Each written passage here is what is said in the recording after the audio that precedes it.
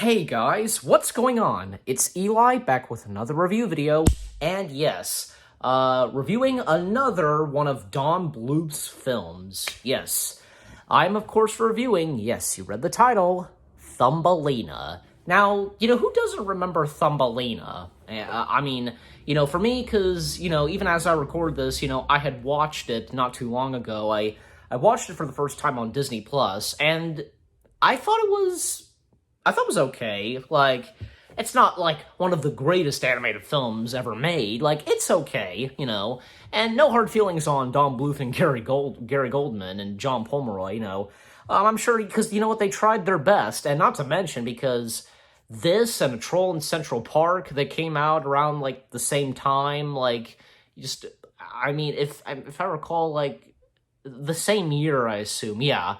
A Troll in Central Park came out a few months after Thumbelina came out. Yeah, because the premise of Thumbelina, let's see.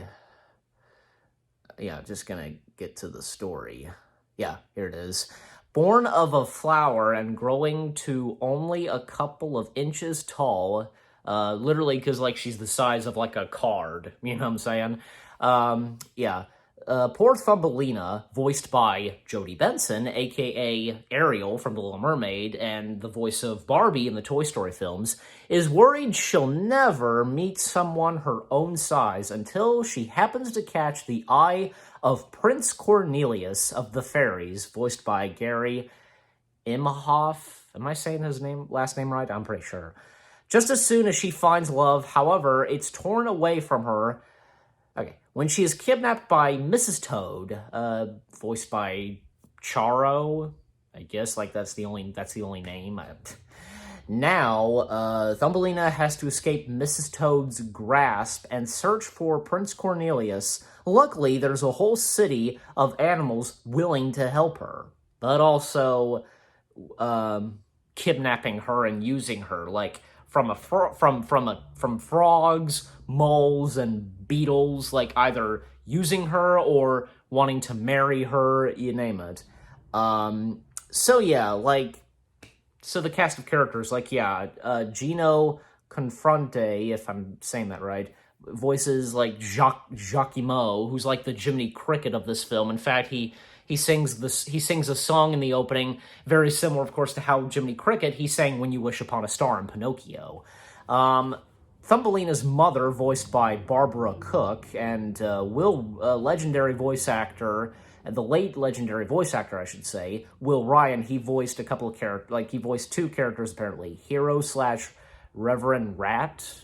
That's I'm pretty sure that's how you say the name. And Cornelius's parents, Queen Tabitha, if I'm saying that right, voiced by legendary late voice actress June Foray, and King Colbert, voiced by Kenneth Mars. Hey, yeah, and he too did a voice in The Little Mermaid, King Triton. So that's two Little Mermaid cast members in this. Yeah, reuniting for another animated film. Yeah, and like some of the other characters, like there was Mrs. Toad. Yeah, she was voiced by Charo, as I said. Mozo, voiced by Danny Mann, and there was also Mr. Beetle, voiced by the late Gilbert Gottfried. Yeah. And to think, because this was not too long after, he was in Aladdin, and he did this film. Gilbert Gottfried was okay in this, yeah. And legendary actor, the late legendary actor, another one, John Hurt, he voices Mr. Mole, and, he's wanting to marry Thumbelina. And also, like, late legendary actor Tony Jay, he had an uncredited voice, which was a cow. I didn't hear him as the cow. Like, maybe I did, like, because there was one of the song numbers where Thumbelina is singing and a bunch of the farm animals, I guess, yeah, they're singing along with her. So he was the cow. And there were also these like jitterbugs, I think. They were jitterbugs, yeah. They help out Thumbelina. In fact, because for one thing, Thumbelina, I guess, trying to find Cornelius trying to find her as well. Yeah, and, you know, because it's funny, because both Cornelius and Thumbelina, they just fall in love just like that, you know. The songs in this film, they're not, I hate to say this, and I think it's true, they're not that very memorable. I can only think of one that, like, is, like, one of the, like, best songs, like, well-known songs, I guess, you know? I'll Be Your Wings, I think that's how it's titled. And, yeah, and, gosh, what's his face? You know, because he did the soundtrack for,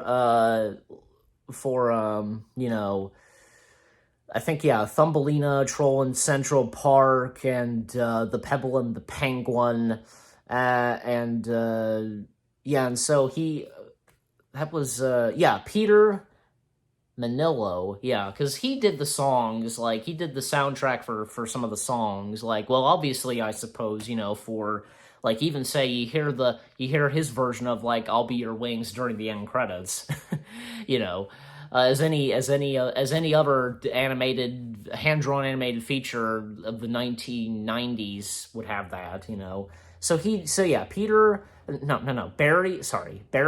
Manillo, because he did, like, the songs for this, A Troll in Central Park, and The Pebble and the Penguin.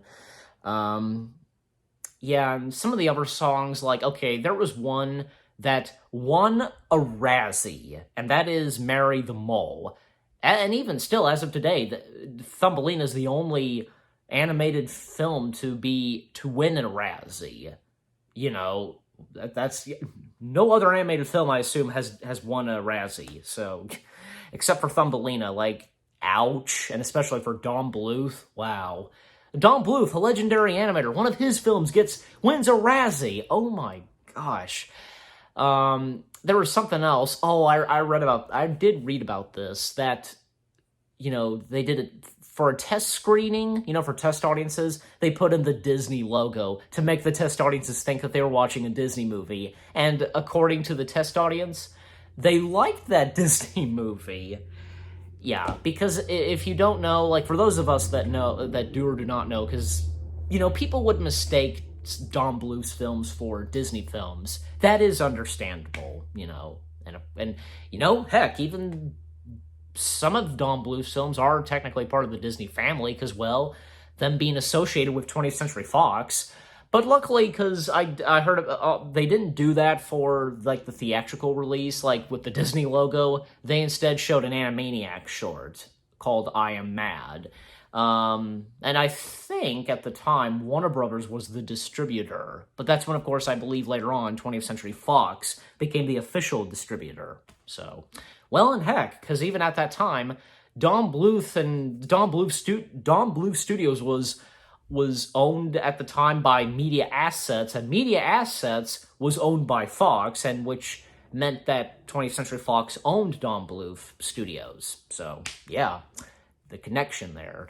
Well, of course, like, you know, there is a happy ending to Thumbelina, of course. Well, you know what? Because, like, Thumbelina trying to help out Jacquimo, because he's been knocked out unconscious or anything, and Jacquimo is ensuring Thumbelina that Cornelius is alive, but she refuses to believe that and accept that.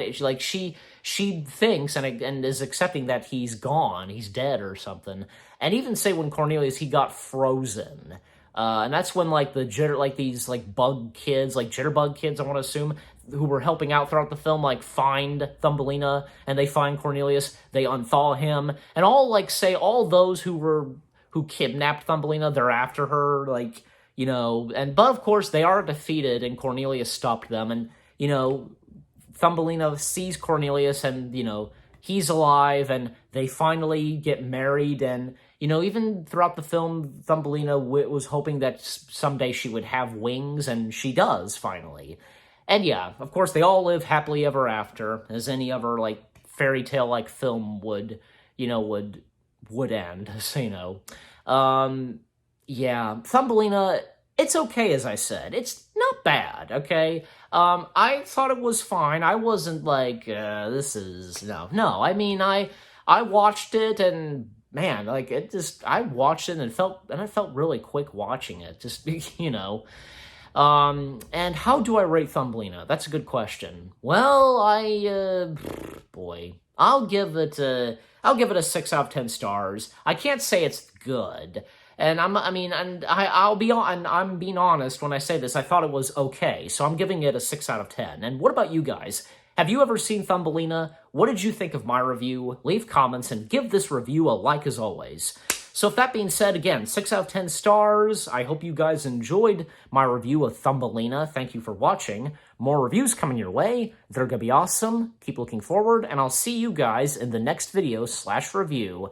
And yeah, this is the second to last review for May. Stay tuned later tonight for one more review for this month, and one of my friends will be back after quite some time. We will be reviewing another one of Robin Williams' films. Let's just say he plays a 10-year-old boy.